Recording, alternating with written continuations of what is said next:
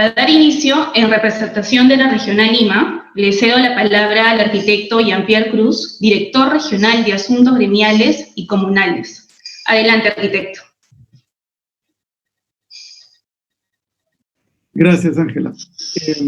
Esta vez estoy con un doble rol. Estoy representando también a Lourdes Justi, nuestra decana regional, que por motivo de fuerza mayor no puede acompañarnos hoy. Lo hace siempre y este es desgraciadamente el primer conversatorio en donde no puede estar, aunque le hubiese gustado mucho y me ha pedido que la disculpen y que ella está presente igual con nosotros.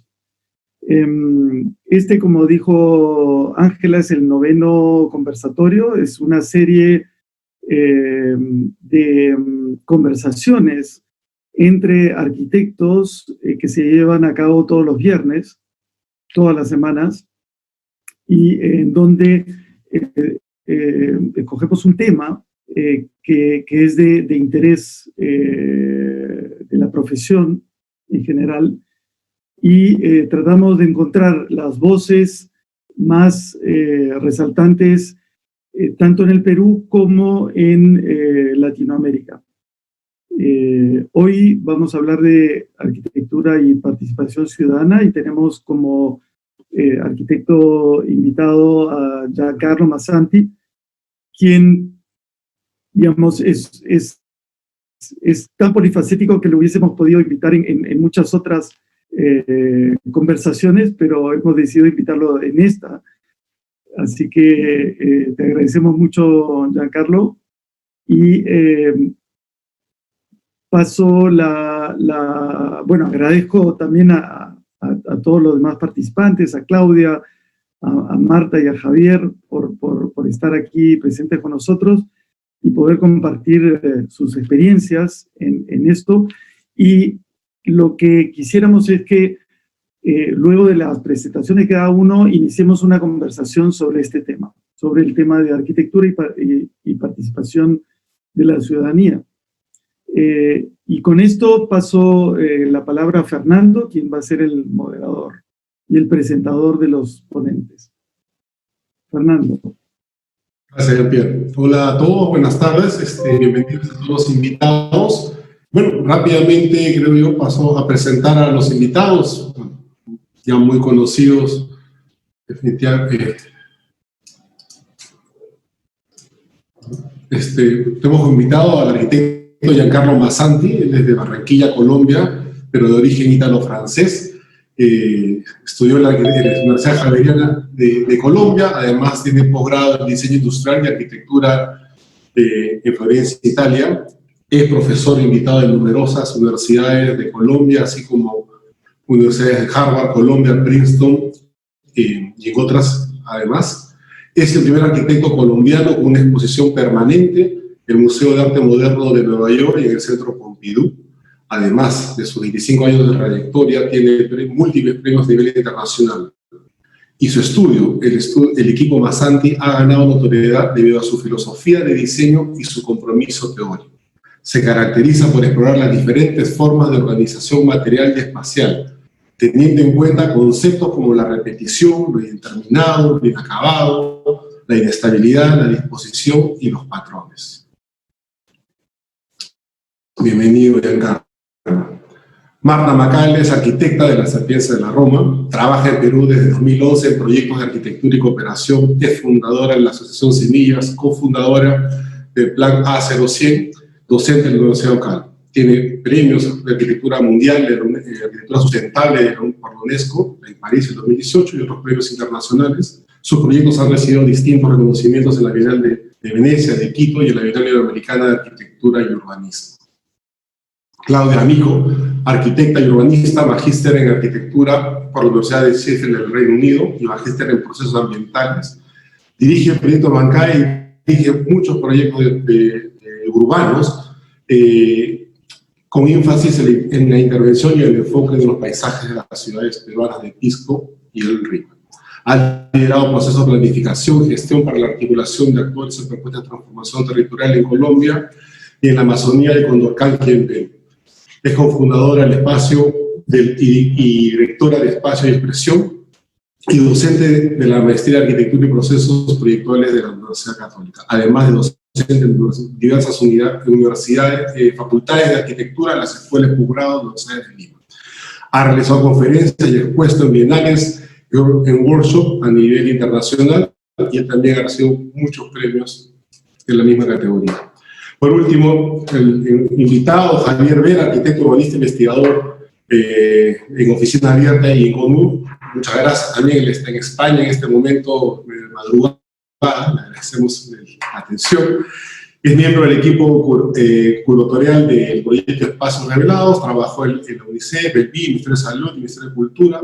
Es socio fundador de la Coordinadora de la Ciudad y la Ciudad Transdisciplinar, coordinador de proyectos integrales del programa Urban 95 de Lima, y formó parte del equipo del programa Barrio Municipal Metropolitana de Lima.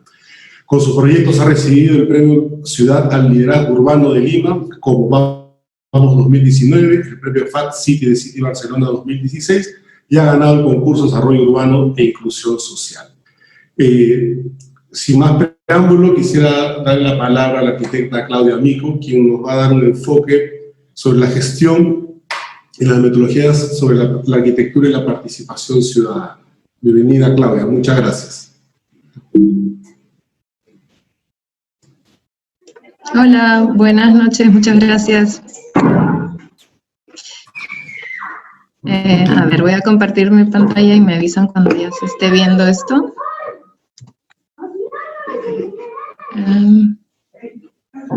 ¿Se ve mi pantalla?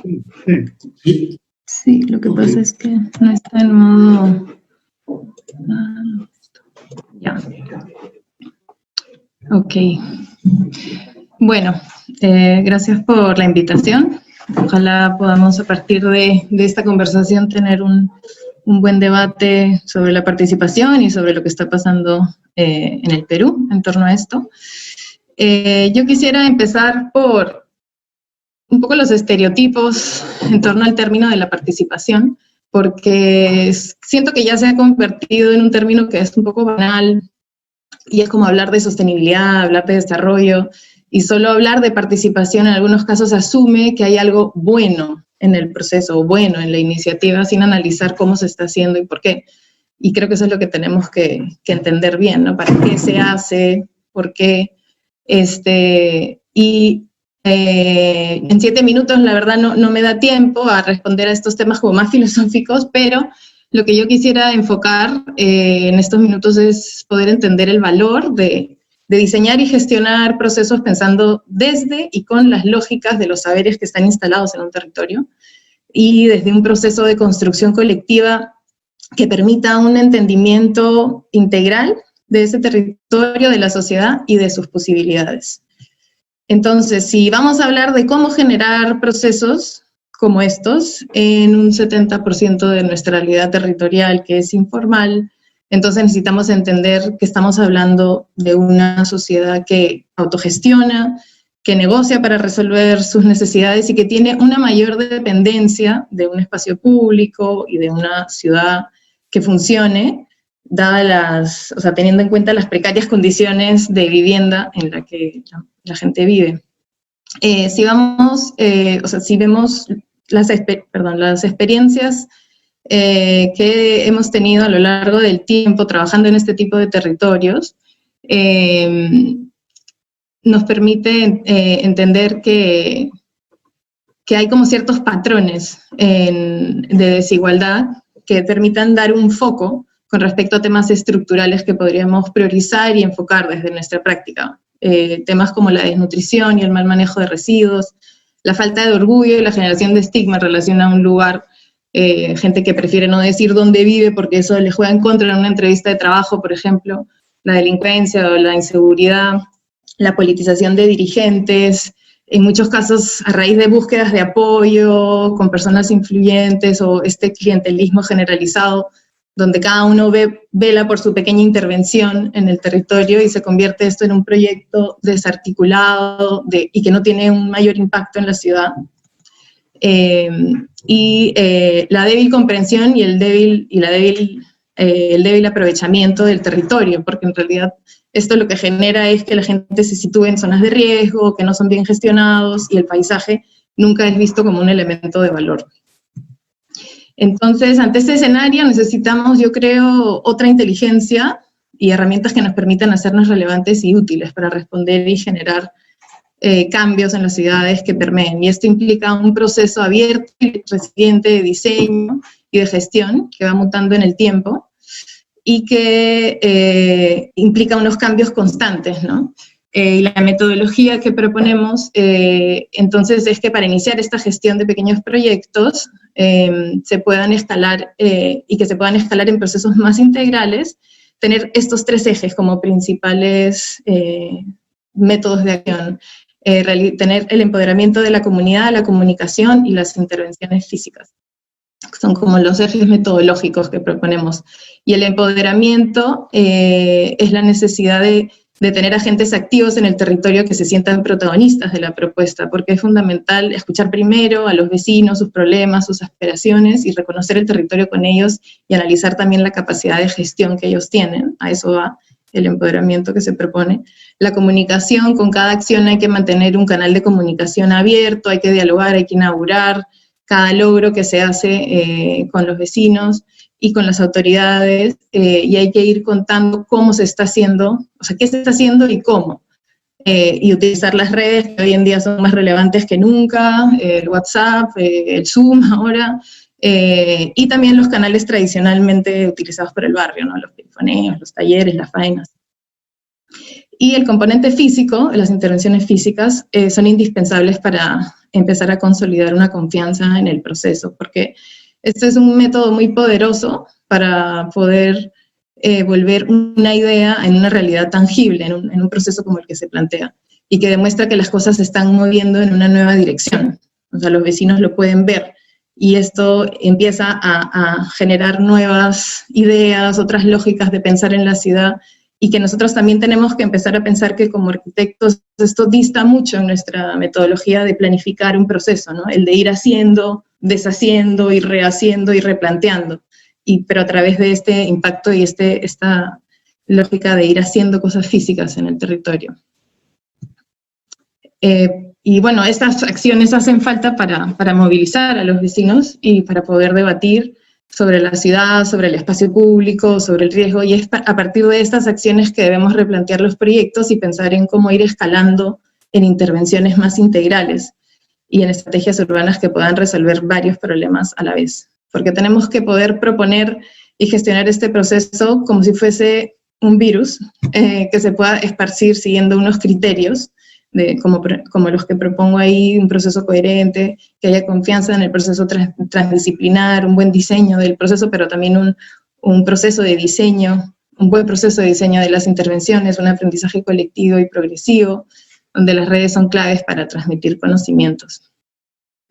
Entonces el llamado que yo quisiera hacer a los arquitectos es a que empecemos a hacer gestión de proyectos y empecemos a escalarlos. Porque hoy en día queda evidente este fracaso nuestro para hacer gestión, porque nos ignora el Estado al contratar a especialistas extranjeros, nos ignora la sociedad que no sabe a qué nos dedicamos y no somos capaces de transmitirles que somos capaces de hacer algo más que solamente objetos que salen en revistas de arquitectura, y por momentos parece que también nos ignora nuestro mismo gremio, que cree que estamos en la obligación de hacer proyectos gratis y que regalemos nuestras ideas en concursos.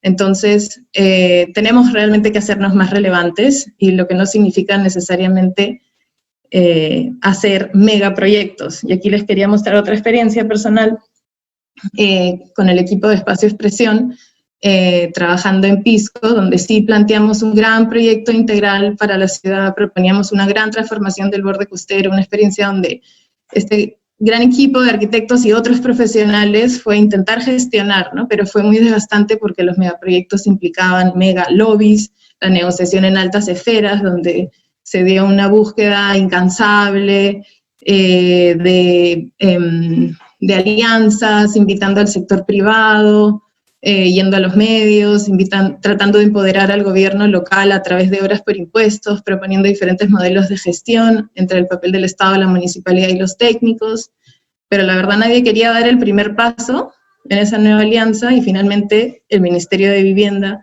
hizo lo que le dio la gana, invirtió plata en proyectos que no tuvieron realmente un impacto, ¿no?, en el territorio.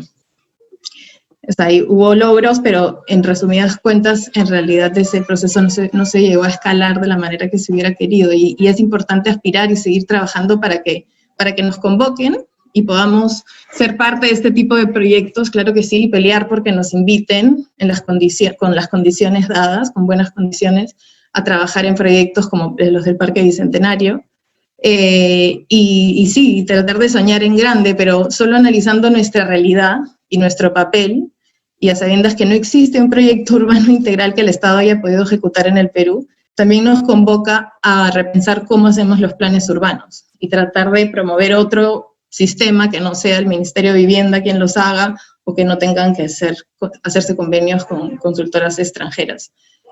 Entonces hay que replantear la estrategia, y estos son ejemplos de enfoques de intervención que tienen mucha relevancia en los temas estructurantes de la informalidad que enuncié al principio de esta presentación, y donde hay que ponernos a trabajar. Los voy pasando bien rapidito, son solo algunos ejemplos, porque tenemos que pensar que hay otra manera de hacer ciudad, que parte de gestar cosas más pequeñas, pensarlas entre técnicos y usuarios, pero también de atreverse a actuar y a intervenir, a probar con sabiduría, con respaldo y con confianza. Entonces, volviendo al contexto en que nos interesa desenvolvernos, necesitamos poder trabajar con esta gran capacidad instalada que han tenido los barrios en esa gran lucha por integrarse a la ciudad. Y bueno, Julio Calderón aquí recoge tan solo algunas de esas funciones que han tenido las organizaciones barriales, y donde están esas capacidades que reflejan un gran recurso social con el que debemos poder trabajar. O sea, no los voy a leer, pero bueno, es una lista bastante amplia de funciones que ellos deben de saber tener y gestionar, y que se han dado a lo largo de la historia. Y bueno, indudablemente está claro que hay otra cosa que tiene que cambiar, y es tener unas instituciones más proactivas que respalden estos procesos. No deberíamos de sentir los arquitectos que estamos completamente solos para poder hacer proyectos relevantes y para demostrar que sí tenemos herramientas para ser agentes de cambio social, urbano y ambiental en situaciones también de precariedad o de informalidad. Este es un sector de la arquitectura que debe ser reconocido financieramente y también debe ser ampliado profesionalmente. La universidad y el Colegio de Arquitectos no nos pueden fallar en aprovechar su posición para aportar y construir un debate que al fin y al cabo es político. Tienen una responsabilidad grande de acercarnos a la sociedad y ser un puente con el Estado desde su gestión. Y ellos pueden impulsar un nicho de trabajo que debe ser, que ya no puede seguir siendo dejado a acciones de voluntariado, a ONGs, como viene haciéndose, porque además esto no tiene impacto en las políticas públicas o en los mecanismos de inversión pública para los proyectos urbanos. Entonces se trata de buscar un equilibrio. No debemos romantizar la labor de las comunidades, ni tampoco hay que idealizar la autogestión, pero debemos saber trabajar mejor e incluir este componente. Y bueno, lo que aquí traigo a la mesa es esta aproximación que trata de buscar en su metodología un equilibrio entre el tiempo y los recursos que invierten vecinos en obras o mejoras que en muchos casos están fragmentadas y aisladas y que por lo tanto no resuelven problemas integrales o tienen impactos sustanciales en la calidad de vida, porque son como muchas escaleras, muchos muros de contención, muchos locales comunales y no están articulados, por ejemplo, y en eso se invierte un montón de tiempo, los vecinos, las organizaciones barriales invierten muchos recursos y tiempo. Entonces, ¿cómo canalizar eso, pero de otra manera teniendo el input de la academia, del asesoramiento técnico de los arquitectos, pero también el papel del Estado mucho más presente con la inversión pública que se canalice de una manera más eficiente, ¿no? Entonces es esta búsqueda de esta correcta dosis de todos estos componentes para buscar puntos de inflexión entre lo formal y lo informal y tener procesos más eficientes de hacer ciudad. Muchas gracias.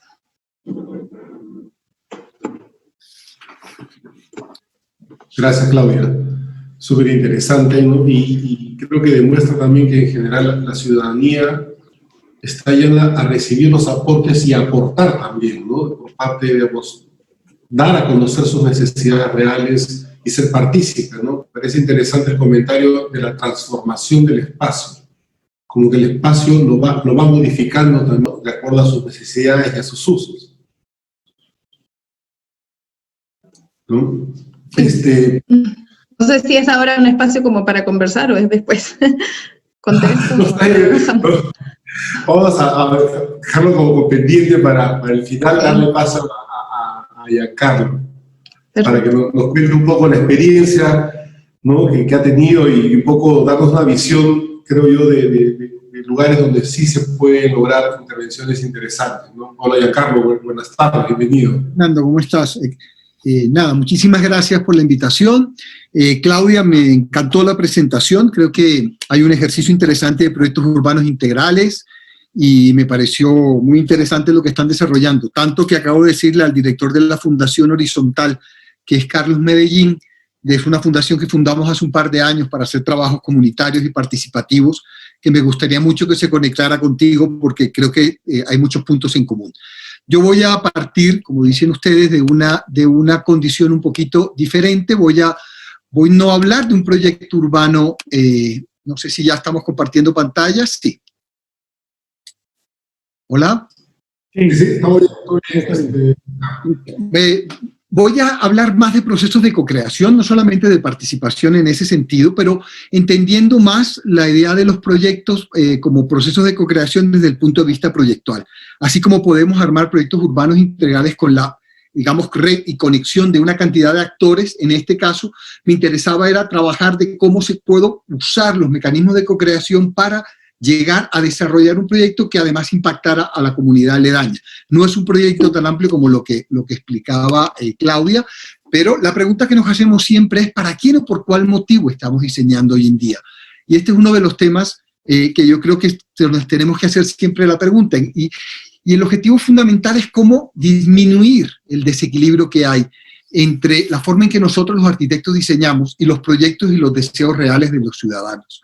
Entonces nos interesa aproximarnos cada día a entender cuáles son esos deseos, cuáles son realmente los intereses y las naturalezas de los posibles usuarios y de las comunidades con las cuales vamos a trabajar.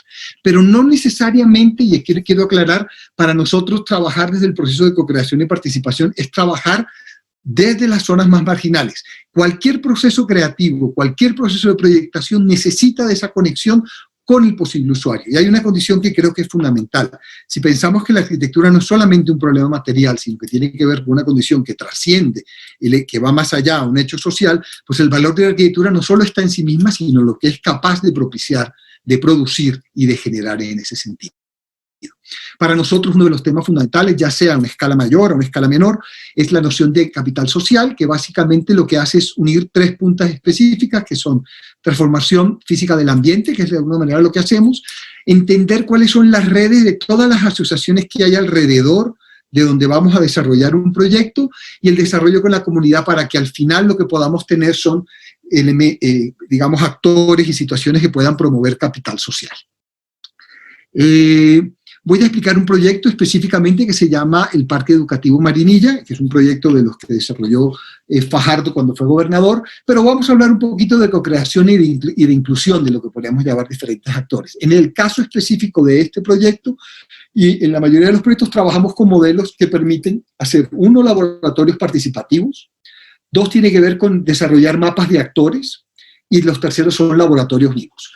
Los laboratorios participativos, aquí tenemos un ejercicio que estábamos haciendo con Nicolás París, que es un artista, con la Fundación para un proyecto de justicia restaurativa, en un sitio que se llama La Casita, y que nos permitió recoger las relaciones de los chicos que habían delinquido y todo lo que había sucedido dentro de ese proceso para llegar a hacer adelante el proyecto. El otro tema fundamental es entender el mapa de actores, y cuando hablamos de actores, no estamos hablando solamente de lo que llamamos la función o el usuario primario, que es lo que nos enseñaron en la universidad, que es el usuario humano, entre comillas, sino son todos los demás actores, temas que tienen que ver con naturaleza, residuos, ecosistemas, big data, máquinas, territorios, cómo poner a actuar todos los actores en la construcción de ese proyecto o en la construcción de ese espacio. Y para eso es fundamental repensar la noción de espacio que tenemos nosotros y del cual, por alguna manera, nos han educado en la universidad.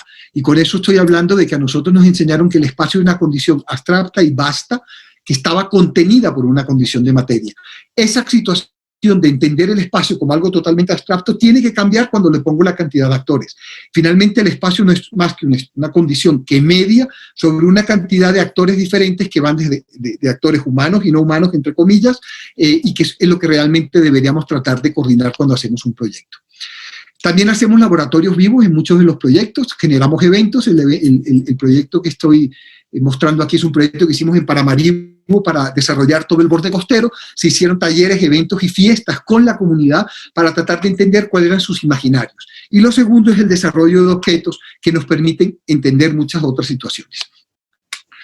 Hasta ahora lo que he tratado de mostrar son modelos digamos, de co-creación y de participación, si se dan cuenta que no están basados necesariamente en condiciones cualitativas, de recoger datos de forma cualitativa, que también lo hacemos a veces. Aquí lo que sí nos interesa es tratar de entender los mecanismos de aproximación mucho más cualitativos, y usamos un mecanismo que es fundamental para nosotros, que es la idea del juego.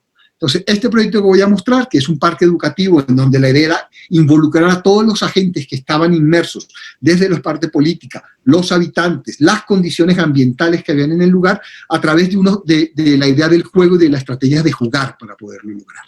Definimos una serie de agentes que fuimos dando alrededor de temas importantes en Marinilla. Marinilla es posiblemente de los lugares más antioqueños de la antioqueñidad, y Claudia, que creo que vivió en Medellín o conoce Medellín hasta donde puedo entender, el antioqueño es básicamente una especie de catalán orgulloso y que tiene una noción de su identidad muy fuerte. Entonces comenzamos a entender un poco esta condición, y lo primero que hicimos fue tratar de definir dos condiciones, una cosa que llamamos paisaje social y el segundo el paisaje, digamos, ambiental en ese sentido. ¿Qué hicimos? Invitamos a la comunidad a jugar, a asumir un juego de roles. Y con Nicolás París, el artista con el que les conté ahora que estamos trabajando en la fundación, les pedimos a la comunidad que por favor hicieran los billetes de Marinilla. Y el ejercicio que queríamos aquí era tratar de encontrar realmente cuáles eran los elementos que los hacían a ellos sentir orgullosos, que podían tener, digamos, participación, pertenencia sobre este elemento. Entonces los invitamos a hacer una serie de billetes. Los billetes, cuando uno los mira, no hacen más que recoger y recordar cuáles son los elementos que definen mi característica. A través de este ejercicio, primer ejercicio que hicimos con la comunidad, definimos una cantidad de condiciones que para nosotros eran importantes. Una, el valor de la naturaleza. Cuando encontramos la mayoría de los billetes, su relación con la naturaleza tenía que ver con su identidad y con su orgullo de ser antioqueños. Antioquia es una región donde se intercambian plantas, el valor de la tierra es fundamental, la idea de sembrar plantas y de intercambiar plantas es fundamental. Lo segundo era la condición de domesticidad en el espacio público que ellos tenían. En Marinilla la gente saca las sillas, las mesas, producen espacios para generar, digamos, vida comunitaria desde otra perspectiva, y hay una condición súper fuerte en Antioquia, que es la noción de familia. Entonces, ¿cómo llevar esa condición doméstica y cómo llevar esa condición que tenía que ver con su relación con la tierra a posiblemente desarrollar un parque educativo, que es una escuela, entre comillas, un espacio para educar y realmente para generar aprendizaje? Entonces, los billetes que ellos desarrollaron nos recogieron dos conclusiones importantes. Una era cómo activar y multiplicar el uso de un edificio, del proyecto, que era a través del aprendizaje, la domesticidad y la idea de la siembra para construir el posible edificio. Aquí estoy hablando de una estrategia de co-creación para desarrollar un proyecto puntual que está ligado y conectado a unos talleres específicos que hicimos sobre modelos de co-creación y de entender qué es lo que genera orgullo dentro de la comunidad. Y dos, después hicimos un testeo ya un poquito más cuantitativo, cuáles eran las fundaciones, cuáles eran las asociaciones que estaban trabajando, y las tratamos de involucrar con este contexto en que estábamos trabajando. Nos interesa mucho esa noción de performatividad, y voy a hablar de performatividad en términos de la construcción del espacio, no solamente desde el usuario, del agente creativo, sino también de la performatividad de la forma, y ahora lo voy a explicar cuando avance un poquito más en la presentación. La participación activa del usuario lo convierte en un agente creativo, con la capacidad de transformar, modificar y ocupar el espacio de manera diferentes e inesperadas. Arquitecto y usuario son igualmente responsables de esa creación de la arquitectura. Y lo que nosotros planteábamos era un parque educativo donde se multiplicara el uso. Si el objeto fundamental de un colegio, que es una manera muy moderna de pensar, es servir para el aprendizaje, ¿cómo podíamos multiplicar y construir otras redes que pudieran intercambiar y generar otro tipo de participación en el uso del espacio? Entonces, nos interesaba cómo producir intercambios de naturaleza, el aprendizaje, llevar la domesticidad, cómo jugar en el espacio del centro educativo que se volviera público, la idea del baile, de la lúdica, y cómo multiplicar el uso. Al final un edificio público no tiene sentido que funcione para un solo elemento y que tenga uso de 7 de la mañana a 2 de la tarde. El interés radicaba en cómo multiplicar el uso de este edificio y casi que llevar el parque educativo a convertirlo en un lugar de encuentro y casi que como un espacio público. Los edificios educativos por lo general los controlan los rectores, pero tienen recursos públicos. ¿Cómo abrir lo público realmente a una condición mucho más comunal o comunitaria? Este video explica un poco lo que queríamos generar. Being in contact with nature from a familiar place, close and domestic.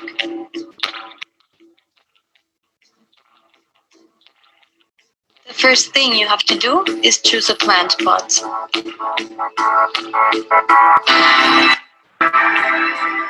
Then you have to prepare the soil. It must be fertile and have the nutrients that the plant needs. Now you can put the plant carefully into the soil.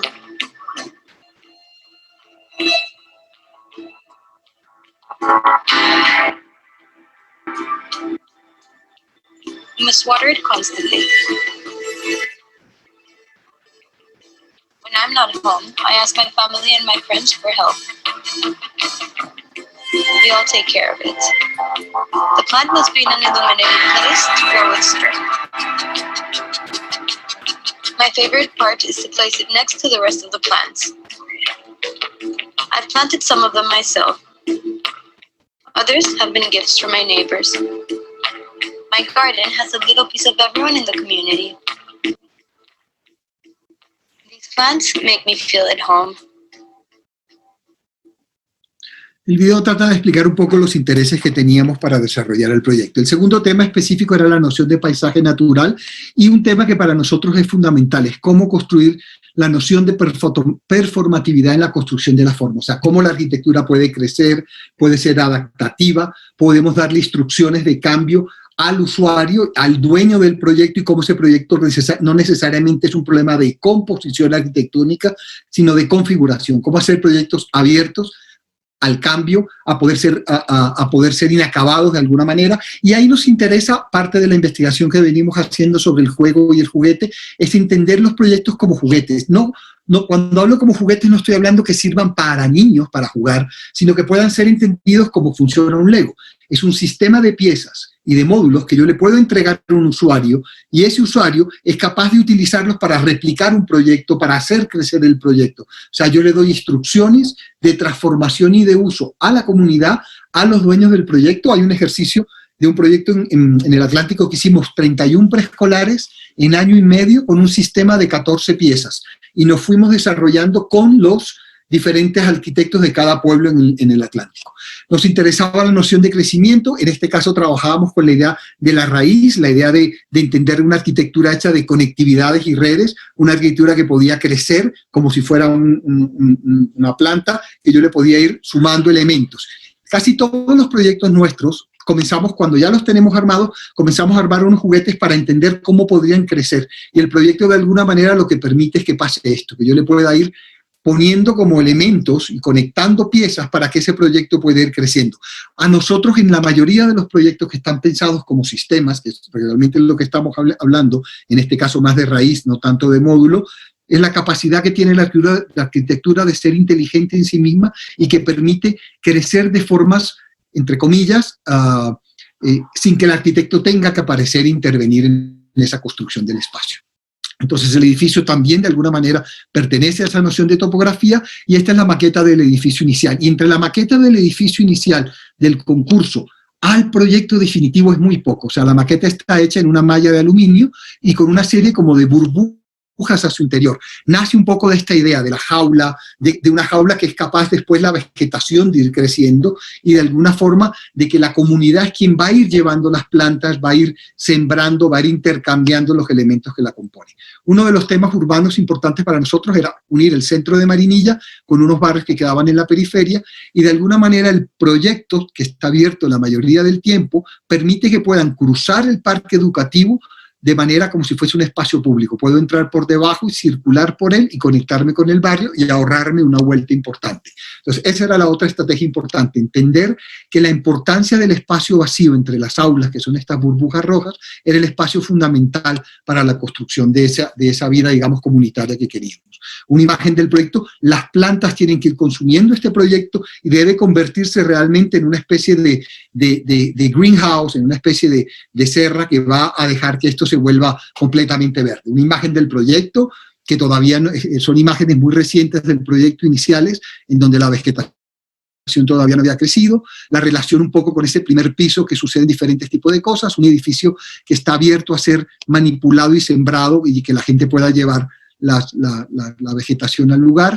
También permite conectarse de muchas maneras, ya sea, esto es como una especie de raíz. Yo puedo entrar por diferentes lugares y puedo hacer conexiones de diferentes maneras para poderlo permitir. Está hecho en una malla de aluminio muy barata, que con el tiempo irá llenándose de esa vegetación. El acceso que hablaba antes, yo puedo acceder por la parte inferior y recorrer el proyecto como una especie de espacio público y de atajo que permite que eso se dé. Esta imagen que me gusta, aquí ya habían algunas plantas que irán creciendo, y esta imagen donde a veces el proyecto es sólido, a veces el proyecto es transparente, pero el proyecto va cambiando un poco más en ese sentido.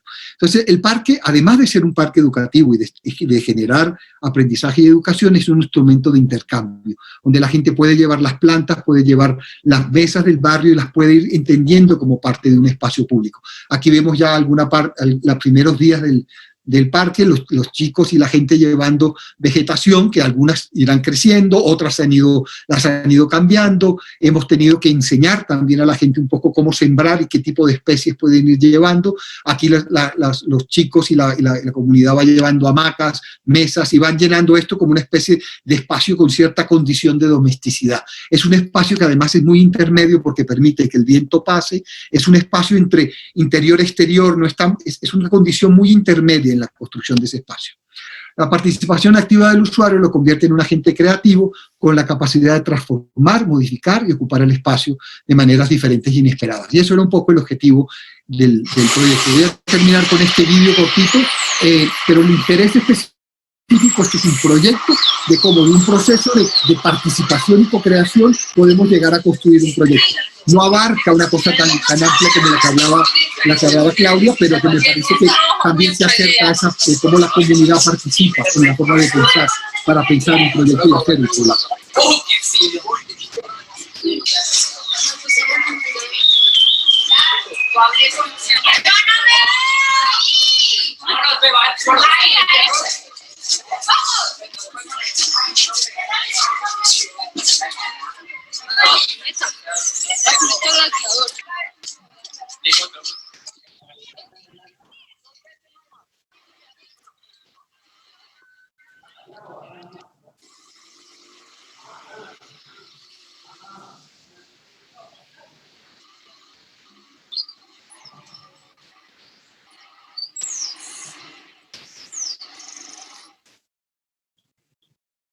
Listo. Lo que quería explicar era un poco cómo el simple hecho de generar unos talleres con las comunidades, de tratar de entender cuáles son los actores fundamentales de esa comunidad, nos permite posiblemente generar proyectos donde aparece la apropiación, el orgullo, y eso básicamente lo que hace es realmente darle sostenibilidad a estos edificios. El proyecto ha ido creciendo, ya tenemos un alcalde nuevo que además lo ha entendido, porque también se necesita la articulación de las alcaldías. En el caso específico de los parques educativos que hizo Fajardo, hizo 87 parques educativos a través de un mecanismo de concurso, un concurso de invitaciones a los arquitectos que habíamos desarrollado proyectos en Antioquia, pero sobre todo de los 87 se construyeron creo que 60 y algo, y hubo problemas cuando cambió de gobernación, entró un equipo diferente y cerraron gran parte de esto. Entonces, los proyectos después de la última gobernación están volviendo a tomar, digamos, la importancia que tienen en las regiones y se están volviendo ya mucho más relevantes y participativos en ese sentido. Creo que cumplí el tiempo de forma exacta, cosa que me alegra, cosa que además es rarísima. Muchas gracias. Pero me parece interesante el tema del orgullo del lugar, ¿no? La importancia de identificarse con su lugar, ¿no? Algo que en el caso de Claudia comentaba, que hay poblaciones que tienen esa falta de orgullo del lugar, porque no pueden identificar, no se sienten propios del lugar, ¿no? Sí, bueno, interesante, la verdad. Vamos a seguir avanzando, hay mucho que creo que comentar, preguntar. Javier, creo que la experiencia de proyecto también es súper interesante respecto a la participación y lo que se ha logrado también con esa propuesta, ¿no? Hola Javier, y gracias por participar nuevamente y estar atento a pasar el horario. Está tu micrófono apagado. Ah, perdón. Bueno, gracias por la invitación, más bien. A ustedes.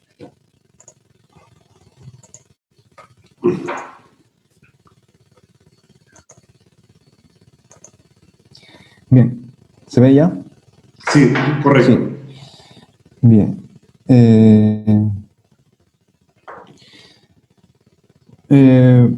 Bueno, yo voy a presentar 7 ideas alrededor del concepto de la participación, ¿no?, en relación a la arquitectura. Lo primero, decir, ¿no?, que en Perú el principal objetivo de esto que llamamos arquitectura y participación es la lucha contra la desigualdad urbana, ¿no? Porque no podemos seguir pensando que aquí hay 2 ciudades, ¿no?, y que solo en una hay arquitectura y hay ciudadanos, ¿no? Esto es una sola ciudad que es profundamente desigual, ¿no? Lo que pasa es que en esta ciudad conviven 2 modos de producción del espacio, ¿no? Y me gusta que pretendamos trabajar solamente en uno, olvidar el otro, y usar herramientas que se aplican a uno en otro, ¿no?, pensando que son compatibles, ¿no? Entonces hay que entender esta dialéctica, ¿no?, de lo formal y lo informal, ¿no?, y responder a uno y otro con sus particularidades y con sus propias lógicas, ¿no? La segunda idea es alrededor de esto que nosotros preferimos llamar procesos participantes, ¿no? Parto con esta imagen preguntando ¿quién es el que no ha participado, ¿no? ¿La ciudadanía no ha participado en la arquitectura o somos los arquitectos los que no hemos participado en la ciudad? Nosotros hacemos esta definición, ¿no? Vemos el objetivo como esos proyectos que llegan y pretenden hacer participar a los pobladores o a las personas de su proyecto, ¿no? Y preferimos cambiar esta idea por el concepto de participante, ¿no?, que nos hace relación a un proyecto en el cual más bien nosotros leemos los procesos que existen y participamos de ellos, ¿no? En ello. Para eso es importantísimo entender que la ciudad funciona como un baloncesto, ¿no?, como relatos justapuestos, ¿no? Como pueden ver acá, ¿no?, hay la historia de los vecinos, de los grupos de teatro, culturales, de las señoras del comedor popular, ¿no?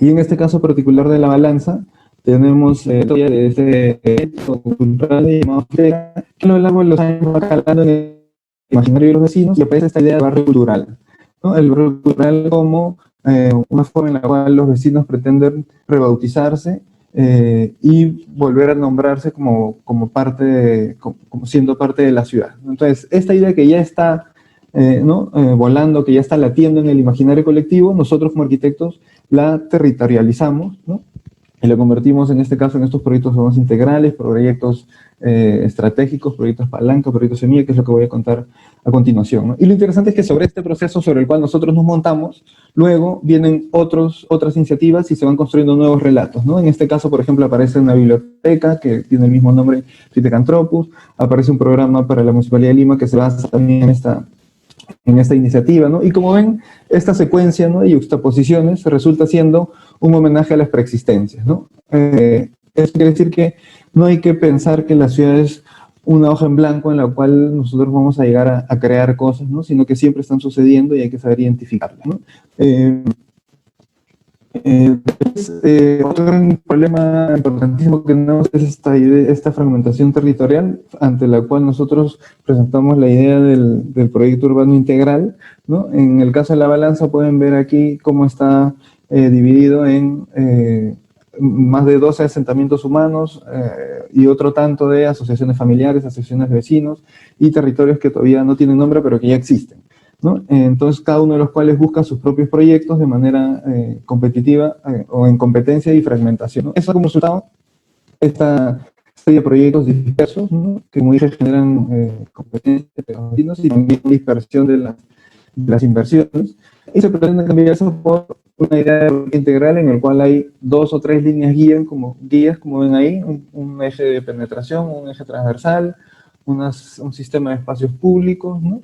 Entonces organizar un sistema, ¿no es cierto? Aquí pueden ver cómo aquí, por ejemplo, organizamos un sistema de supermanzana, ¿no? que reemplazan un poco la idea de los asentamientos, ¿no? Y esto, como dije, se convierte en este proyecto integral por el cual estos 20 y tantos agrupaciones que existían, estas 20 y tantas unidades territoriales se convierten en esto que llamamos los barrios culturales, ¿no? Entonces, según como ven ahí los colores, 4 o 5 asentamientos humanos, una unidad, y finalmente tenemos en La Balanza una gran unidad territorial con 4 subunidades que son estos barrios culturales, ¿no? En los cuales hay estos proyectos estratégicos, ¿no?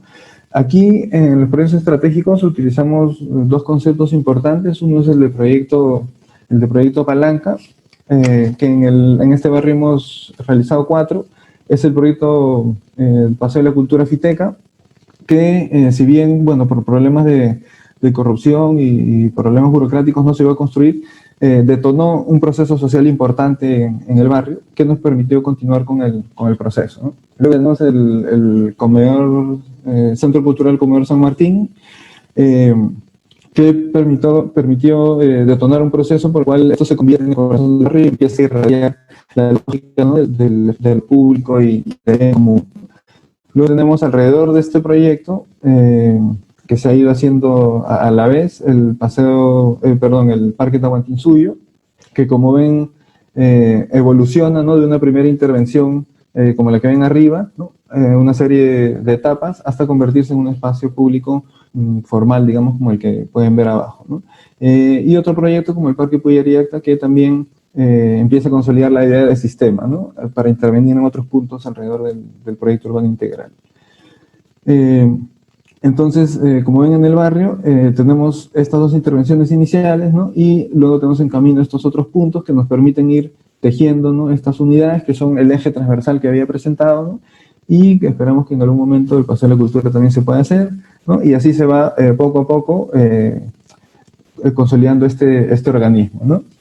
El otro concepto importante es el de los proyectos semilla, que surgió a partir de que, bueno, esto que conté sobre el Paseo de la Cultura Fiteca, después de un largo proceso de participación, justo en el lugar donde nosotros sembramos la primera piedra, que no se llegó a construir, hoy día ha aparecido una antena que unos privados han hecho un negocio con los vecinos que ha hecho que se privatice el espacio público, ¿no? Entonces lo muestro para ver cómo estos procesos también tienen una complejidad que lleva a fracasos como este, ¿no? Eso nos hizo pensar de repente más interesante en vez de sembrar piedras, sembrar semillas, ¿no? Y así que trabajamos los proyectos, ¿no? Ven a la izquierda es la semilla de un proyecto que puede ser, es un beta, es un ensayo, es una prueba, ¿no? Que nos permite ir produciendo el espacio y nos permite ir entendiéndolo y luego ir consolidándolo, ¿no?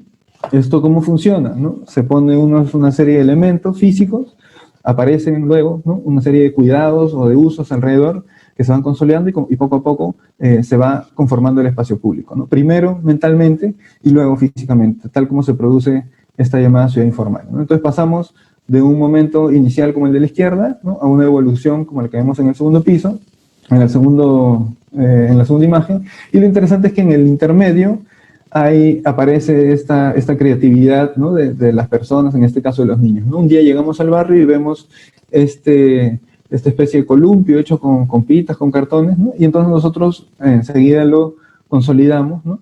Y podemos ver aquí cómo los niños empiezan a descubrir, ¿no? La posibilidad de con una cuerda que cogen de la obra atada a los palos que hay en el alrededor, no hay error, después en un juego nuevo, y luego nosotros lo consolidamos, ¿no? Como en la imagen de la derecha. Entonces, de esta manera se establece un diálogo, ¿no? En el cual nosotros vamos sembrando semillas y vamos viendo por dónde crecen, vamos de alguna manera cuidando o conduciendo, ¿no? Entonces, este juego, este diálogo, nos trae la idea de esta ciudad lúdica, en la cual todo es juego, ¿no es cierto? Y que nos presenta a los niños ya no como agentes pasivos o como usuarios de la ciudad, sino como productores de espacio público, ¿no? En esta lógica en la cual, como puse en la imagen anterior, aparecen unos objetos, aparece un niño, los niños traen más niños, los niños traen más personas, aparecen mamás, hijos, abuelitos, ¿no? Y se consolida de esta manera un ecosistema de personas alrededor del espacio público, en los cuales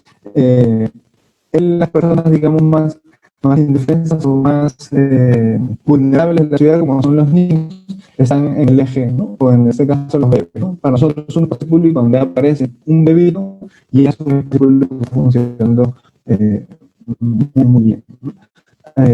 La idea esta de que el derecho a la ciudad no es solamente el derecho a ocuparla, ¿no? Sino sobre todo a transformarla, a ser parte del conflicto urbano, y algunos aprendizajes que nos quedan, ¿no? Que vamos descubriendo que la ciudad se construye, ¿no? Lima, esta ciudad informal, se construye desde la imaginación, que la apropiación es previa a la construcción del espacio, ¿no? Es previa e independiente a su construcción, y que el espacio público es estar todos juntos, ¿no? Aquí vemos un encierro y unos juegos al mismo tiempo, ¿no es cierto? Los adultos conviviendo con los niños a la vez, ¿no? Y para cerrar, solamente, bueno, 4 reflexiones. Como han visto, esto ha sido un largo proceso. Aquí pueden ver el que llaman 10 Years Change, ¿no? Como ha cambiado en los últimos 10 años. Es un largo proceso, pero que ha sido mucho aprendizaje, en el cual hemos ido dándole forma a esta cosa que le llamamos, ¿no? Como urbanismo generativo, arquitectura potencial, que tiene que ver con entender la ciudad como si fuera un jardín y la labor del arquitecto como si fuera un jardinero, que no está ubicado en la parte cúspide, digamos, del proceso para controlarlo, sino que está en la base del proceso para cuidarlo, ¿no? Y entender también cómo la restitución del conflicto en la ciudad es algo positivo, y cómo en este proceso la arquitectura puede ser una pequeña provocación, ¿no? Para que la ciudad se reanime, ¿no? Y finalmente, el último aprendizaje que quiero señalar es que este proyecto, ¿no? Como muchos otros, ha tenido mucho reconocimiento en el exterior, pero muy poco apoyo a nivel local, ¿no? Y creo que la enseñanza es que nosotros y muchos arquitectos de mi generación y otras somos muy capaces de pensar por nosotros mismos, de entender los procesos de nuestra ciudad por nosotros mismos, y en ese sentido, por tanto, es triste que lo que está sucediendo ahora, ¿no? Con la convocatoria, lo que señaló Claudia al inicio, ¿no? La convocatoria de concurso impago, la construcción no se entrega a profesionales extranjeros, creo que proyectos como estos son una invitación a confiar en nosotros mismos y a entender que somos capaces de entendernos a nosotros mismos, ¿no? Gracias. Gracias, Javier. Sí, la verdad, y es sorprendente el beneficio y todas las fotos que se ven, cómo el ciudadano, la verdad, recibe la arquitectura o el espacio que se le entrega o esta apropiación espacial con mucha felicidad, ¿no? De hecho, notoriamente existe un cambio en el comportamiento y en el bienestar de la sociedad al tener un involucramiento y sentirse propio y orgulloso del lugar. Quiero darle pase ahora a Marta, ¿no? Marta Macaglia. Hola Marta, ¿cómo estás? Buenas noches. Hola, buenas noches con todos y muchas gracias por la invitación. Cuando, Fernando y Jean-Pierre, ¿no? Nos invitaron a este evento, nos invitaron a reflexionar sobre el rol que tenemos, ¿no? Como sociedad. Entonces, el evento de hoy se llama Arquitectura y Participación Ciudadana. A ver, comparto mi pantalla. Ya. ¿Sí mi pantalla, correcto? Sí. Entonces el evento de hoy, que se llama Arquitectura y Participación Ciudadana, es como si tuviésemos como por un lado la arquitectura, por el otro la participación ciudadana, ¿no? Pero los arquitectos ante todo somos también ciudadanos, entonces somos los primeros que debemos buscar caminos para participar, ¿cierto? Y por otro lado nos invitaban a reflexionar sobre el rol del arquitecto, ¿no? Desde nuestra práctica, nuestra profesión, y creo que aquí tenemos un gran reto, ¿no? Porque como arquitectos tenemos el reto de contribuir a cambiar el paradigma de la arquitectura, promover procesos que miran a la transformación de las ciudades y de los territorios hacia una sociedad más justa. Entonces, tras de esta reflexión inicial, creo que la verdad es que presenciamos de cómplices de un sistema de completo abandono de las comunidades más vulnerables, y esto se ha visibilizado muchísimo, ¿no? En estos 3 meses de encierro y de pandemia, y entonces nuevamente creo que el rol del arquitecto es lo de recuperar el rol social de la arquitectura. Para hacerlo, creo que el único camino es lo de entender y conocer el pluridiverso país que habitamos, y así como nos mencionaba Giancarlo Mazzanti, llegar a mecanismos, a sistemas, a procesos de co-creación para acompañar las comunidades, los proyectos a una autosostenibilidad. Entonces, ¿cómo es que podemos llegar a estos procesos de co-creación? Bueno, desde la Asociación Semillas, que es una asociación sin fines de lucro, lo que puedo contarles la experiencia que tenemos, conscientes que nuestra intervención abarcan un pequeñísimo porcentaje la brecha de infraestructura y de necesidad de infraestructura educativa que se tiene en el país. Sin embargo, creo que es un modelo que se propone, que hay que visibilizarlo adentro del panorama nacional, porque es un modelo de gestión también. Y este modelo de gestión mira a acompañar a las comunidades en un proceso de producción social del hábitat. Y también mira a generar mecanismos de alianzas entre asociaciones gubernamentales y no gubernamentales, locales e internacionales. Bien, entonces, a partir, ¿no?, de esta introducción es que les voy a presentar el trabajo que desarrollamos, y partimos del entendimiento que Perú es un territorio megadiverso. Entonces pasamos del desierto en la zona costeña a los Andes y la selva, con climas, geografías y condiciones completamente distintas, ¿cierto?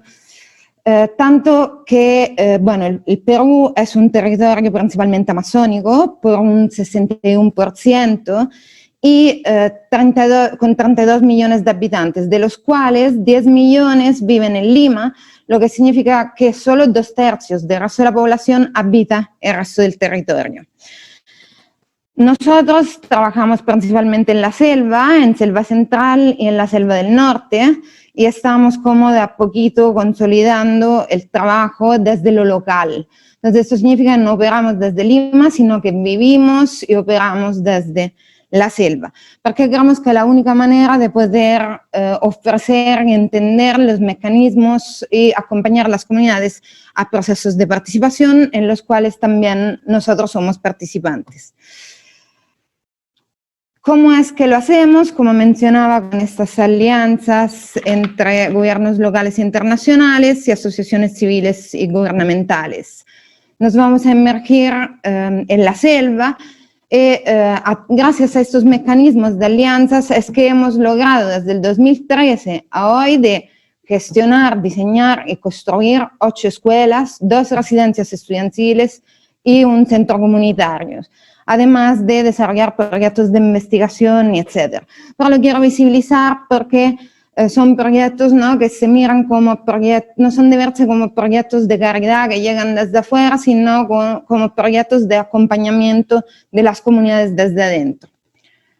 Bien, entonces nos inmergimos en este territorio amazónico, en Selva Central, que está caracterizado por una población mixta andina y amazónicas de comunidades indígenas originarias. ¿Por qué? Porque principalmente ha asistido a un flujo migratorio durante la época del conflicto armado interno que se dio entre el 80 y el 2000, y las poblaciones indígenas han ido emigrando, han ido desplazándose hacia el interior del país. Entonces, ¿qué significa? Que estas comunidades que se han ido desplazando hacia el interior del país se han quedado aisladas, entonces son comunidades cuyo acceso es muy complicado, y comunidades que además habitan un territorio que está principalmente conocido por ser una de las más importantes áreas de producción de hoja de coca para el narcotráfico en Latinoamérica. Esto inevitablemente se repercute en la educación, tanto así que en las zonas rurales el 95% de esta zona faltan de saneamiento básico, el 45% necesitan de una remodelación total.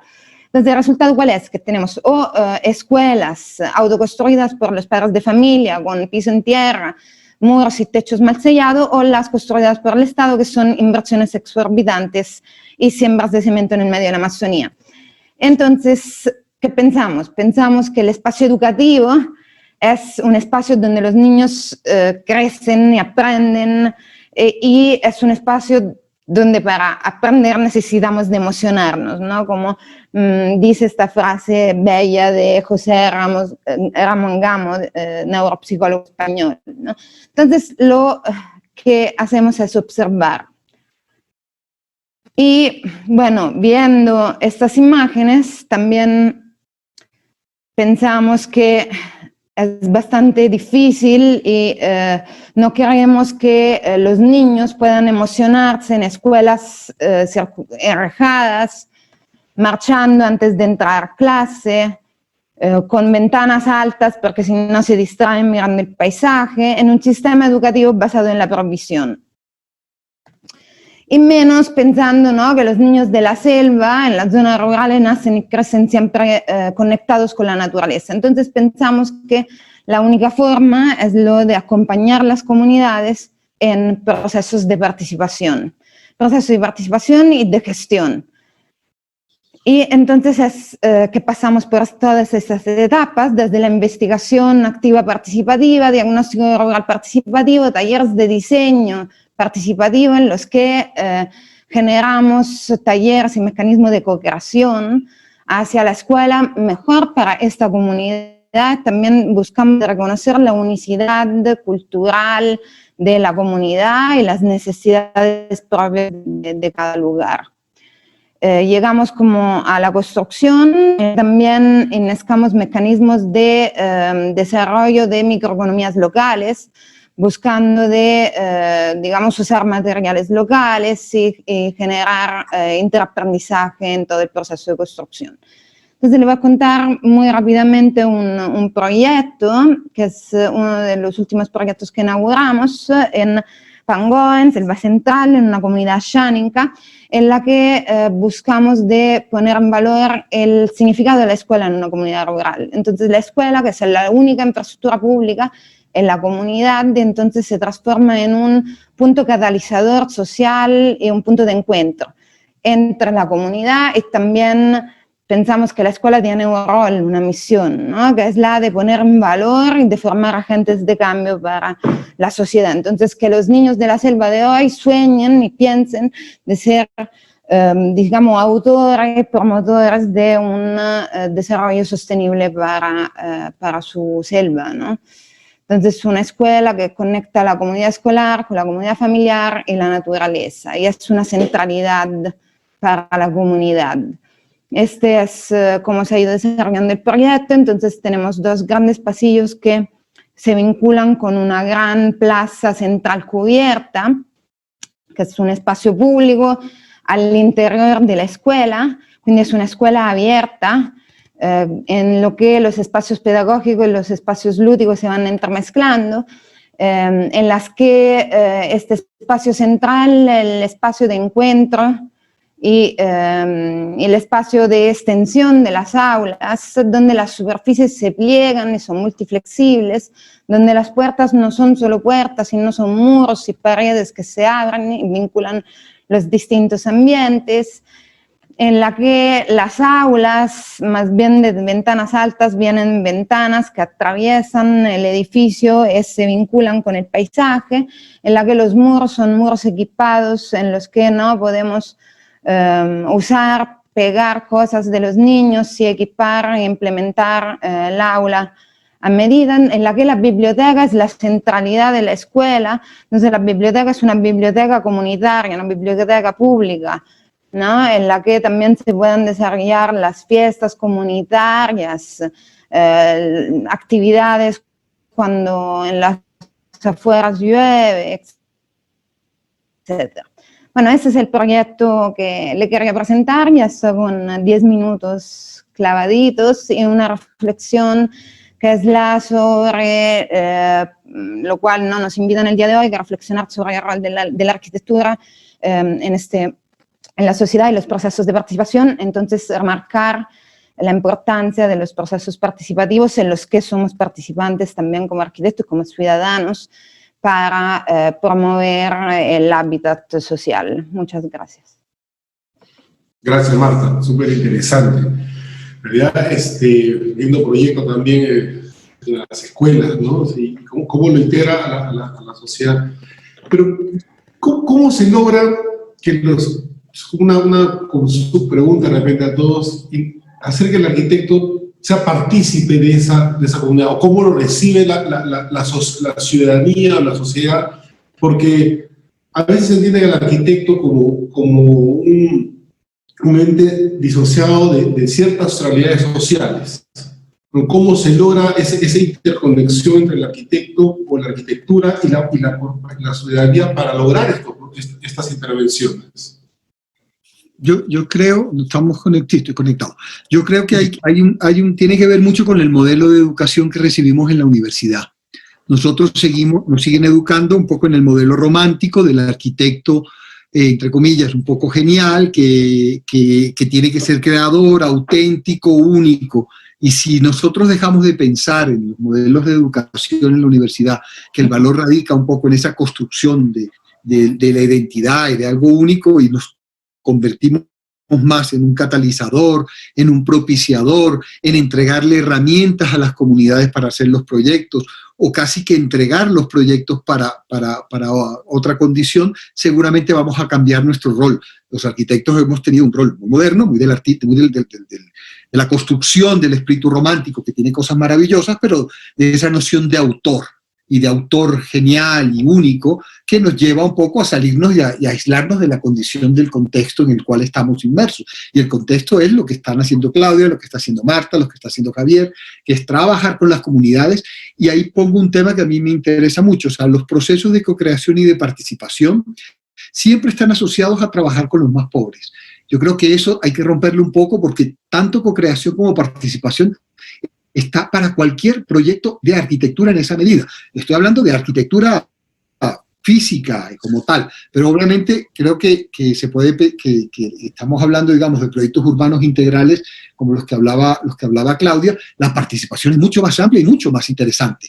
Lo que quise mostrar hoy era el modelo de co-creación y de participación como mecanismo proyectual, pero también un tipo de proyectos que es el otro quien lo termina de hacer, que su geometría o su construcción está más basada en la capacidad de crecer sin demasiada preciosura. La obra del arquitecto que no se puede tocar, que no puede cambiar. ¿Cómo pensar esas arquitecturas que yo le puedo poner un brazo más, una pieza, un módulo adicional? Pero si la arquitectura no se piensa desde el principio como sistema, pues lo que va a pasar es que es muy difícil que sea capaz de asumir el cambio en el futuro. Claro, sí, es verdad, ¿no? Sabéis. Yo siempre he pensado que la arquitectura está para el otro, ¿no? Para la sociedad. Somos conectores entre las necesidades y los requerimientos de la sociedad. Jean-Pierre, no sé si tienes algún comentario, o Javier. Sí, yo quería complementar a lo que acaba de mencionar Giancarlo, ¿no? En nuestro caso, esto ha sido un largo proceso de desaprendizaje académico, ¿no? De desprendernos un poco de herramientas que hemos adquirido, ¿no? De herramientas y de formas de pensar y de lenguajes, ¿no es cierto?, que hemos adquirido en nuestra formación académica, ¿no? Para poder comprender, ¿no?, que otros modos de habitar requieren otros modos de intervenir, ¿no?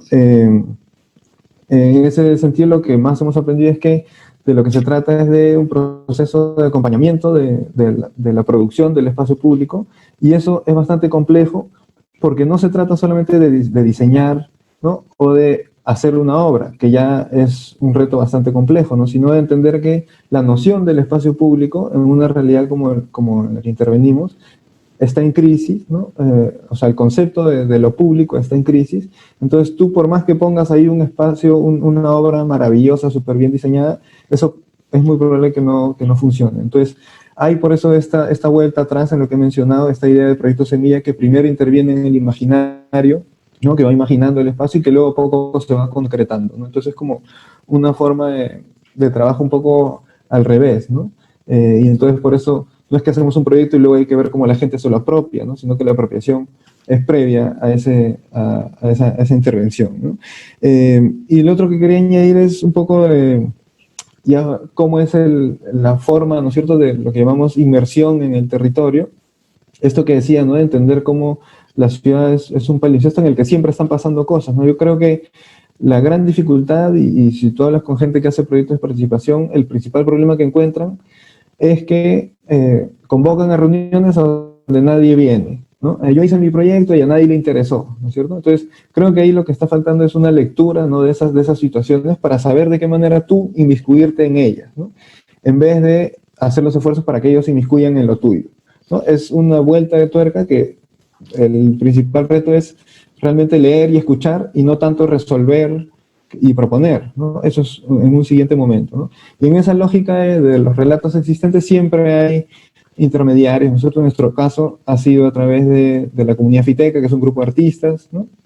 Luego nos vamos vinculando, ¿no? Y finalmente nos convertimos en parte de esa red de agentes políticos, ¿no? O sea, nosotros, nuestro rol en el barrio ahorita no es que seamos intermediarios, no somos árbitros, no somos unos agentes externos que solamente investigamos, sino somos un agente político, ¿no? Tenemos intereses, tenemos deseos, tenemos aliados, tenemos enemigos, ¿no?, como cualquier otro agente político que hay en el barrio, ¿no?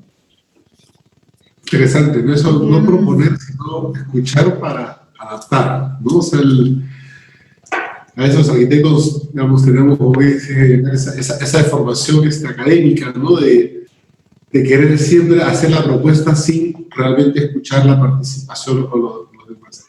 Pero creo yo igual en este contexto, por lo menos en realidad uno de los actores, no sé si el más importante, que es el Estado o la gobernanza, no tiene la participación o además hace la participación o los resultados sean cada vez más complicados de lograrlo, ¿no? ¿Qué opina Marta o Claudia al respecto? Sí, a ver, sí, me parece que es clave entender el papel del Estado y en sus diferentes representaciones, ¿no? Cuando uno trabaja o en este tipo de procesos como los que hemos estado hablando.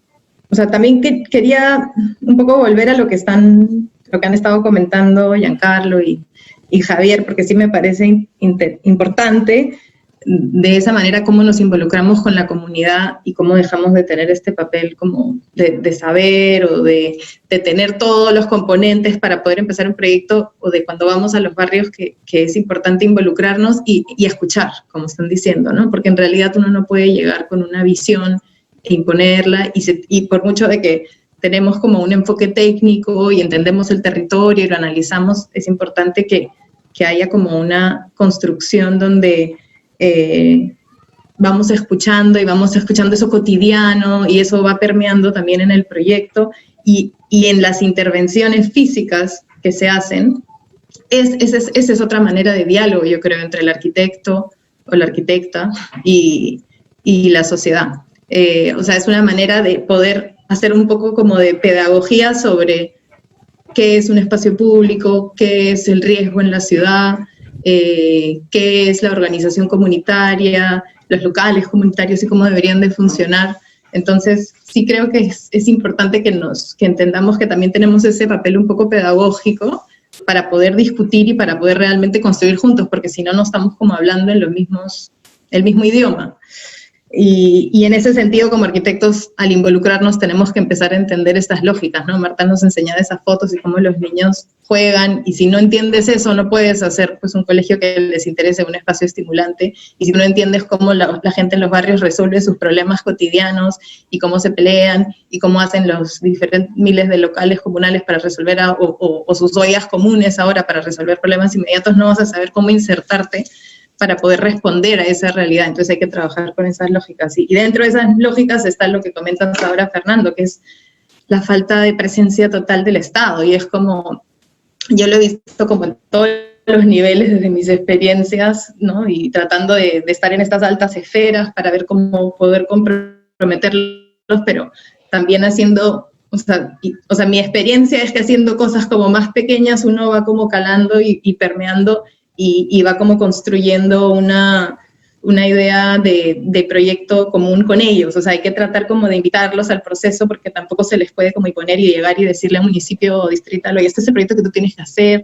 o sea, y ellos nunca van a escuchar. Entonces, al final, la idea es que la arquitectura pueda como generar una expectativa y unas demandas también que la misma gente pueda exigir a sus autoridades. Y eso a través, yo pienso, de ese canal que tiene más éxito el trabajo que nosotros podemos hacer, más que ir directamente con ellos, sino es como que ir construyendo y que la misma comunidad pueda demandar, pero partir de la premisa de que ellos no van a estar en un primer momento, ellos no van a acompañar, no van a facilitar, no van a dar recursos, o al menos esa es como la premisa como hemos venido trabajando muchos, y por eso el papel de los colegios y por eso el papel de la academia y de poder estar ahí y gestionar ese puente que tiene que haber para poder decir, mira, acá hay un proceso y hay gente que está como involucrada en un proyecto y que lo necesitan y que lo quieren y que lo han trabajado, o sea, la comunidad, y que dónde entra el Estado. Entonces, empezar a crear esos canales y esos puentes, sin eso no podemos hacer sostenible de repente esta práctica, ¿no? Yo creo que la pregunta realmente es cuál es el rol nuestro de arquitectos en la sociedad hoy en día y para qué estamos haciendo arquitectura, cuál es realmente nuestro rol. Y eso implica o indudablemente asumir posiciones políticas, pero yo sí creo que el Estado es fundamental en la construcción del modelo de ciudad, si no estaríamos casi que abocados al modelo americano en donde los privados definen los modelos de ciudad.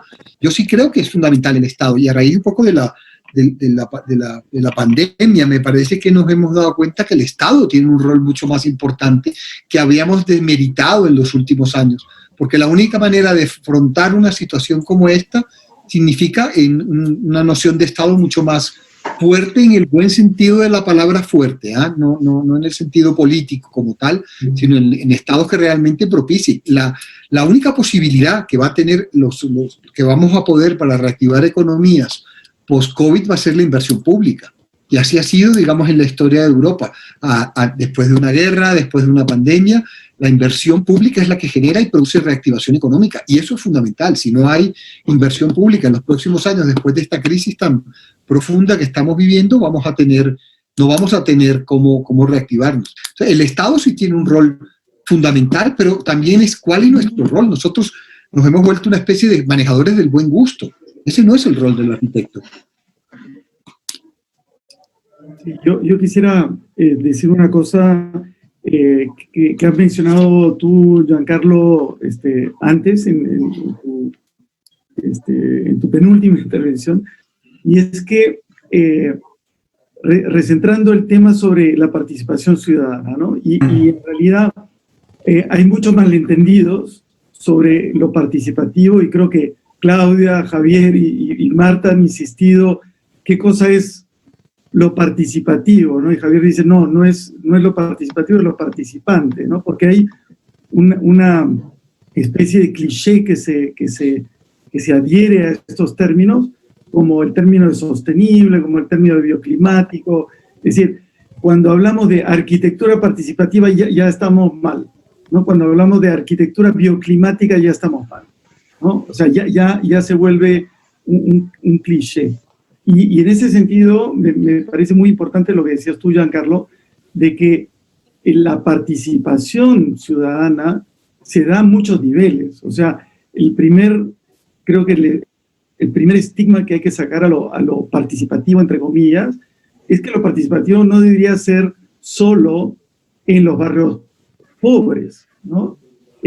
Porque inmediatamente entra otro cliché, que es el arquitecto que va a los barrios marginales para ayudar a la gente que no puede construir su ciudad, lo cual Javier, lo primero que ha dicho, oye, participación empezó sin arquitectos, empezó con los pobladores, y ellos son los que han participado y han hecho, ¿no?, la ciudad. O sea, son los arquitectos que no la han hecho.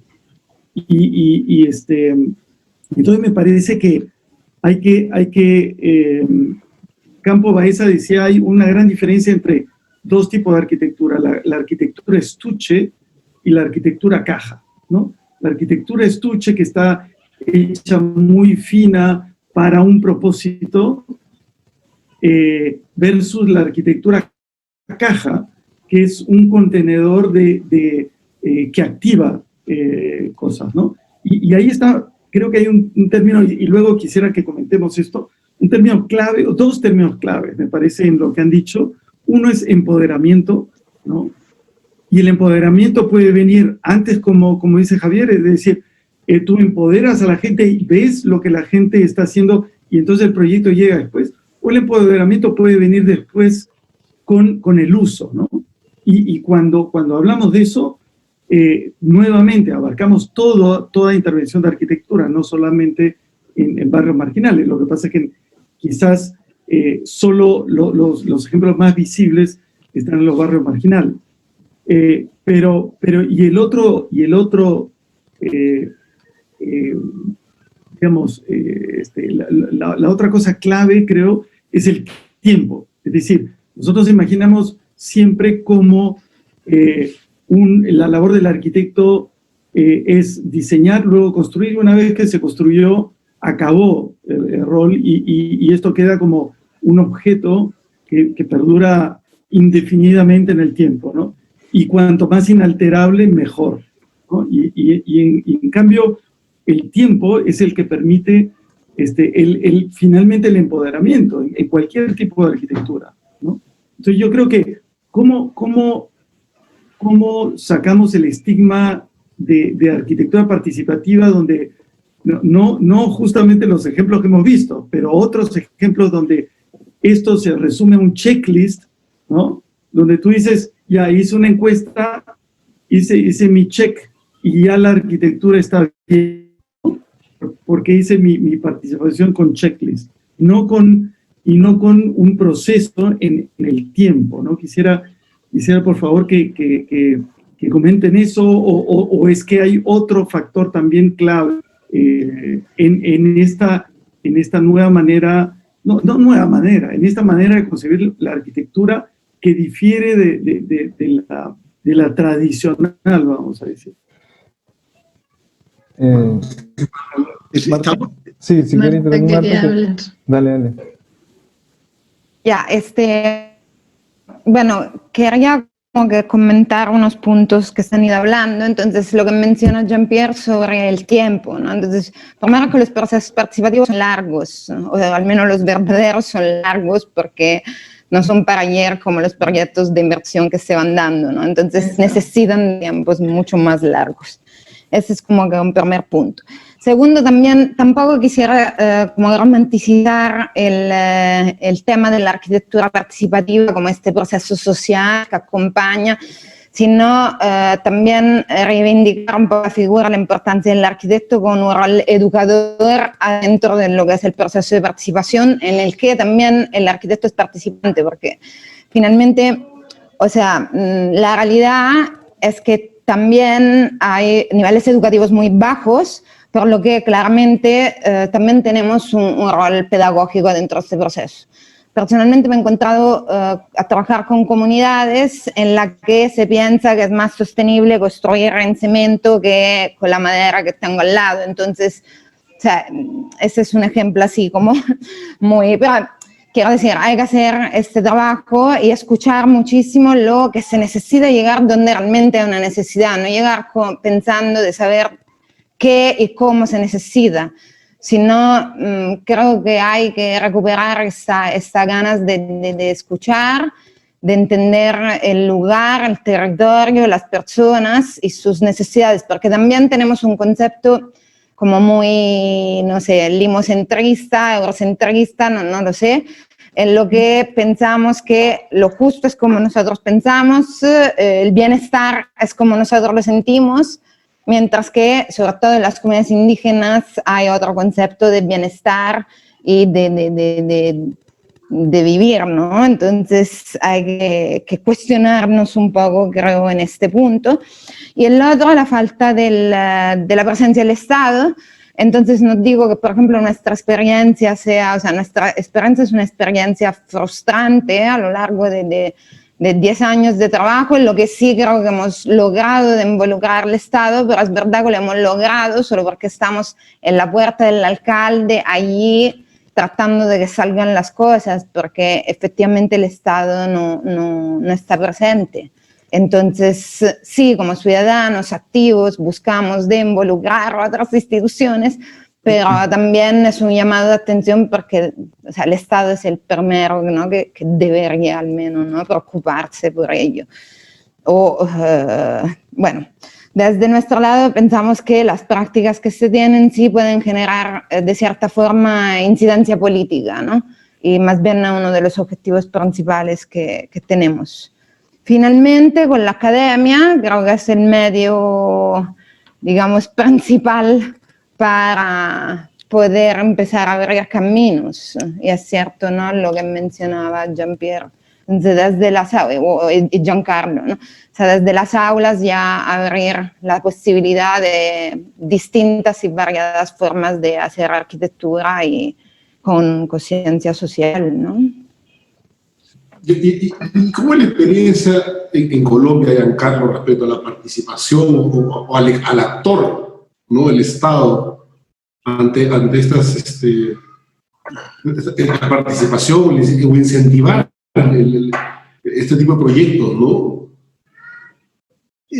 Nosotros tenemos varias cosas que son muy interesantes. Hemos tenido alcaldes que han creído el rol de la arquitectura realmente como mecanismo de transformación social, que va desde la primera alcaldía posiblemente de Peñalosa, después pasa con Sergio Fajardo en Medellín, donde se hacen los primeros proyectos urbanos integrales liderados por Alejandro Echeverry.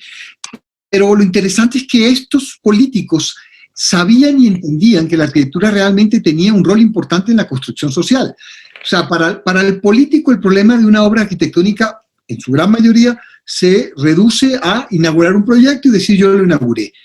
Estos políticos entendieron que la arquitectura sí produce cambios y entender que el valor de la arquitectura, que lo dije cuando estaba hablando, no radica solo en sí misma, sino lo que es capaz de propiciar términos sociales, comportamientos, algo que decía Jean-Pierre que a mí me obsesiona muchísimo, que es la noción del devenir. La arquitectura es una disciplina con increíbles opciones transformadoras de la realidad.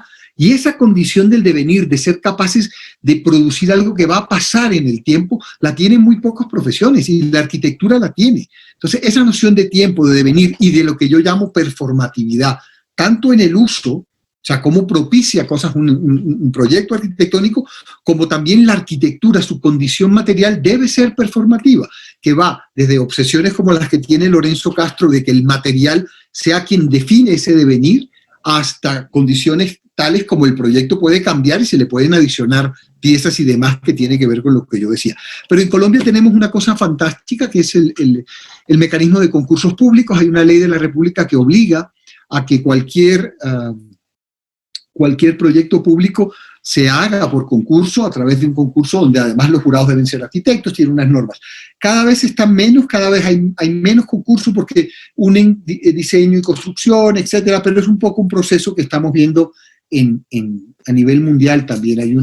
Hemos perdido valor como profesión y hemos perdido valor porque no hemos sido capaces realmente de poner sobre la mesa la discusión real de lo que nosotros estamos haciendo, porque al final lo que nos están educando en las universidades para hacer proyectos bonitos, a ver quién tiene el proyecto más bonito, y esa no es la arquitectura, es qué produce la arquitectura, qué genera la arquitectura. Javier, sí, Javier. Sí. Bueno, volviendo un poco al tema que surgió también sobre el Estado, ¿no? ¿Un Estado qué es? ¿No? Es una comunidad social, ¿no? Que, con una organización política, un territorio propio, soberano, independiente, etcétera, etcétera. Entonces también creo que hay que preguntarnos, ¿no? ¿Qué clase de organización política tenemos en el Perú, ¿no? Si nuestro territorio es realmente soberano, propio, independiente, ¿no? Basadre hace más de 50 años decía, los principales problemas del Perú son el estado empírico y el abismo social, ¿no? Eso naturalmente no ha cambiado todavía. Matos Mar hablaba, ¿no? El desborde popular y la crisis del Estado. Vergara tiene su libro Ciudadanos sin República, ¿no es cierto? Entonces, creo que es importante cuando hablamos del Estado entender cómo esta crisis del Estado que señalé, esta carencia de Estado en el Perú, qué relación tiene con el espacio público, ¿no? Si no hay Estado, ¿puede haber espacio público? ¿No? Entonces ahí creo que aparece la idea de que trabajamos mucho del espacio común, ¿no? Que está un poco en un punto, ¿no? En un punto intermedio, ¿no? Y que nos permite este tipo de vinculaciones, ¿no? Y creo que también hay un problema, ¿no? A raíz de esto, de cómo entendemos qué cosa es el Estado, ¿no? Porque finalmente el Estado somos nosotros, ¿no? Veo aquí en los comentarios que nos hacen llegar que hay gente que dice que el Estado no sirve, ¿no? Y que por eso es esta charla, porque se espera que las cosas nazcan de la gente y no de un papá que dicte cosas y de plata, ¿no? O sea, hay una noción completamente errada de lo que es el Estado, porque no existe, ¿no? Pero hay que entender que para que exista un Estado tiene que existir ciudadanos, ¿no? Entonces, mucho de este trabajo tiene que ver con la construcción de ciudadanía, ¿no? Ahora, con el concepto de ciudadanía también hay que tener mucho cuidado, porque como ha señalado Jean-Pierre, que nos gusta pues poner etiquetas, ¿no es cierto?, a las cosas. Ser un ciudadano no es ser una persona correcta, ¿no? No es portarse bien, ¿no? Ser ciudadano es ser parte del conflicto urbano, ¿no? Y la crisis de nuestro espacio público tiene que ver mucho con esa desaparición del conflicto, ¿no? Con ese miedo al conflicto que tenemos, ¿no? Porque naturalmente en nuestra historia los conflictos han terminado muy mal, ¿no? Y creo que nosotros con la arquitectura y con este tipo de intervenciones podemos ayudar a reconstruir esta idea de los conflictos sociales como algo positivo, ¿no? El conflicto en tanto que discusión, en tanto que tolerancia, en tanto que relación, ¿no? En tanto que encuentro con personas diferentes, ¿no? Y creo que ese es un tema fundamental a recuperar, ¿no? Y solo para complementar un par de cosas que también señalaron, ¿no? Sobre esta idea del empoderamiento, yo no estoy de acuerdo con que nosotros tengamos que empoderar a las personas para que intervengan en la arquitectura, para que usen la arquitectura. Nosotros no empoderamos a nadie. Creo que lo que hacemos nosotros es dar posibilidades, ¿no es cierto?, para que la gente vea qué hacer con ellas, ¿no? Provocar una serie de situaciones, ¿no es cierto? En el caso, por ejemplo, de los proyectos que he mostrado, el comedor, por ejemplo, no es que nosotros primero empoderemos a las señoras del comedor para que después hagamos un edificio y ellas lo usen correctamente, ¿no? Y tampoco es que hagamos primero el edificio para que gracias al edificio ellas se vean empoderadas y trabajen bien, sino que es una cosa dialéctica, ¿no? Y creo que eso es algo que a los arquitectos nos falta mucho comprender, ¿no? Que creo que Lefebvre tenía una frase que dice, ¿qué cosa es el espacio? ¿Es algo o es alguien? ¿No? Es las dos cosas a la vez, ¿no? Entonces, estos trabajos, si bien yo los he mostrado por separado, son cosas que se van haciendo a la misma vez, ¿no? El espacio público con el edificio, con las personas, ¿no es cierto?, como algo indisociable, ¿no? Interesante.